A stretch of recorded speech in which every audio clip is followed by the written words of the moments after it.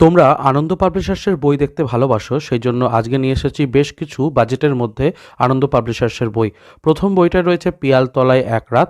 দীপান্বিতা রায়ের লেখা এই বইটির দুই মলাটের মধ্যে দুটো উপন্যাসিকা পেয়ে যাবে। দুটোই কিন্তু কিশোর বয়সীদের জন্য খুবই ভালো এবং কিশোর কাহিনী সিরিজের আমি আজকে বেশ কিছু বই দেখাবো, সেগুলোর মধ্যে কিন্তু তোমাদের পছন্দের কয়েকটা রেকমেন্ডেশন তো হয়েই যাবে। এর পরের যে বইটা অবশ্যই তোমরা নিতে পারো জিপুর যাওয়া আসা নামে। সৌরভ মুখোপাধ্যায়ের লেখা এই বইয়েতে জিপু নামক একটি চরিত্রের কথা বলা হয়েছে, যে একটি বড় নামী স্কুলে পড়তো, কিন্তু বাবার চাকরি চলে যাওয়ায় হঠাৎ করেই তাকে একটি বাংলা মিডিয়ামের প্রাইমারি স্কুলে ভর্তি হতে হয় এবং তারপর সে কিন্তু জীবনে নতুন স্বাদ পায়। তার জীবনে অনেকটাই পরিবর্তন ঘটে, ফুটবল আসে এবং জীবনকে নতুন করে দেখার আকাঙ্ক্ষা তার মধ্যে পাওয়া যায়। খুব ভালো একটা গল্প, ভেতরে ইলাস্ট্রেশনগুলোও ভীষণ মিষ্টি। আমার মনে হয় মোটিভেশনাল গল্প যারা পড়তে চাইছো তাদের সকলেরই পড়া উচিত এই বইটা। আশা রাখছি হতাশ হবে না। দুটো বই তো দেখালাম, এরপরে আরও একটা ইন্টারেস্টিং বই দেখাবো, যে বইটা তোমাদের প্রত্যেকেরই ভালো লাগবে। ছোট ছোট গল্প সংকলনে রয়েছে আঁধারে মানিক জ্বলে। দীপান্বিতা রায়ের এই বইয়েতে ছোট ছোট গল্প পেয়ে যাবে এবং বইটার দাম 150 টাকা মতো। হার্ড কভারে এসেছে। কিশোর কাহিনী সিরিজের এই বইগুলো কিন্তু খুবই পপুলার।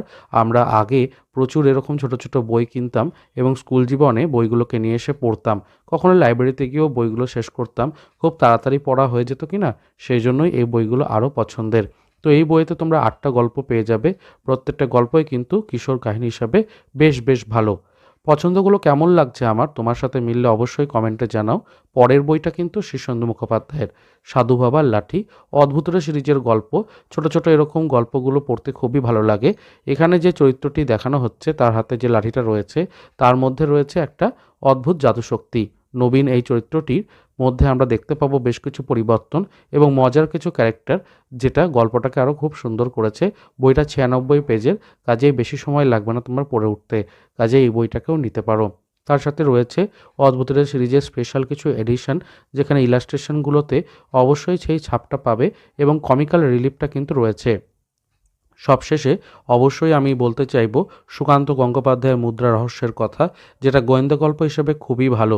দীপকাকু ঝিনুক সিরিজের যারা গল্প পছন্দ করো তাদের জন্য এবং যারা প্রত্নতত্ত্ব ভালোবাসো তাদের জন্য এই বইটা কিন্তু ভালো।